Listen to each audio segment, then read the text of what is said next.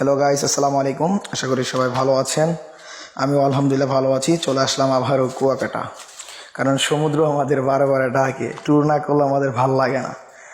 তারপরেও ভিডিও করতেছিলাম, খুব চমৎকার লাগছিল। তারপরে স্যার আর আমি একটা শেয়ারিং ভিডিও করলাম। শেয়ারিং ভিডিওটা এরকম ছিল যে নেগেটিভ পিপলরা বলে আমাদের নাকি এই কোম্পানি ট্যুর দেয় না, টিএনসি নাকি ঘুরতে নেয় না, এটা নাকি মিশা কথা বা ফালতু কথা। তাদের উদ্দেশ্যে আমাদের একটা শেয়ারিং ভিডিও ছিল যে দেখেন তারা আমরা কি ট্যুর করতে পারতেছি কি না। গত মাসের 10 তারিখে চায়না থেকে আসলাম, আবার এই যে কুয়াকাটা গেলাম।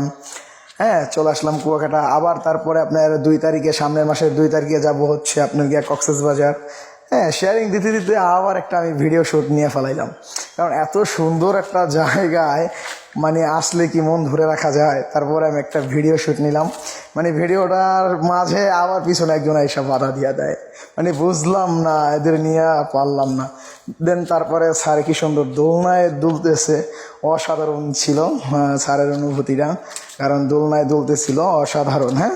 দেন স্যারেরটা দেখে দেখে আবার আমারও মন চাইলো যে আমিও একটু দুলি। তখন আমি দোলনার উপরে শুইলাম, মনে হইল যে আমি চাঁদের দেশে উঠতেছি।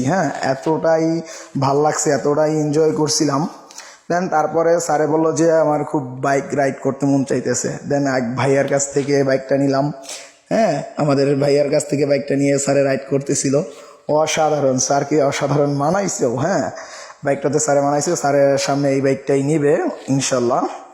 দেন তারপরে সমুদ্রের পাড়ে চলে গেলাম, যেখান থেকে সূর্য অস্ত হয়, মানে ডুবে যায়। ওইখানে যাইয়া মানে অনুভূতিটা ধরে রাখতে পারলাম না।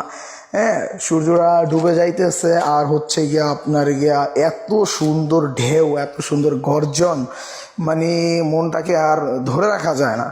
তার মানে সবাই একবার হইলেও আপনারা সমুদ্রের কাছে যান, তাহলে বুঝতে পারবেন ভাই। কারণ আমাদের কোরআনেই কিন্তু বলছে যে ভ্রমণ করো, ভ্রমণ করলে ঈমান বৃদ্ধি হয়।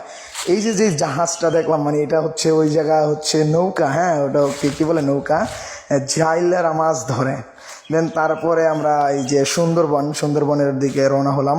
এটা হচ্ছে সুন্দরবন যাওয়ার পথে আপনার রাস্তাটা বাজে, অসাধারণ একটা ভিউ ছিল সুন্দরবন যাওয়ার সময়। তারপরে যেন সূর্যটা যখন ডুবে ডুবে যাচ্ছে, তখন আমি একটা ফটো নিয়েছিলাম। মানে সূর্যটা যখন ডুবে যাইতেছিল তখন এতটা চমৎকার লাগলো যে হঠাৎ করে সূর্যটা দেখলাম, কিন্তু কিছুক্ষণ পরে যায় আবার সূর্যটা নাই। সূর্যটা যেভাবে উঠে, একদার দা উঠে আবার আরেকদের ডুবে যায়, অসাধারণ ছিল। তারপরে রাতে কি আর করার, কাঁকড়া, কারণ কুয়াকাটা আইসি, কাঁকড়া না খাইলে কি চলে। কক্সবাজার গেছি অনেকবার, 6-7 বার গেছি, কিন্তু এরকম লাল কাঁকড়া পাই নাই।